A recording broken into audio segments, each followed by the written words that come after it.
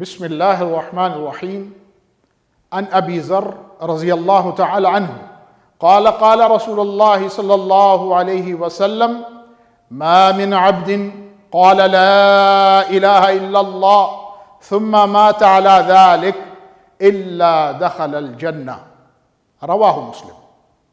حضرت ابو ذر رضی اللہ تعالی عنہ رسول کریم صلی اللہ علیہ وسلم سے روایت کرتے ہیں کہ آپ صلی اللہ علیہ وسلم نے فرمایا، جو بندہ لا الہ الا اللہ کا قائل ہو اور پھر اسی پر اس کی موت آئے، وہ یقیناً جنت میں داخل ہوگا۔ اس حدیث مبارکہ میں رسول کریم صلی اللہ علیہ وسلم نے جس لا الہ الا اللہ کی نشاندہی کی ہے وہ محض زبانی رسمی اقرار اس سے مراد نہیں ہے، بلکہ ایسا اقرار جس کے ساتھ قلبی یقین و تصدیق بھی شامل ہو۔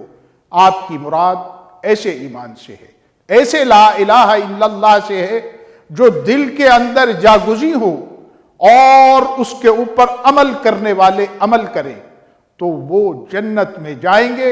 یہ بشارت ہے ان تمام مسلمانوں کے لیے جو اس کلمے کی اہمیت کو جانتے ہیں اور اس کی کلمے کی سربلندی کے لیے کوشاں ہیں۔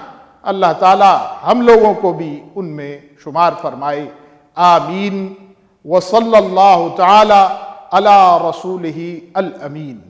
اللہم صلی علی سیدنا محمد وعلی آلہ وصحبہ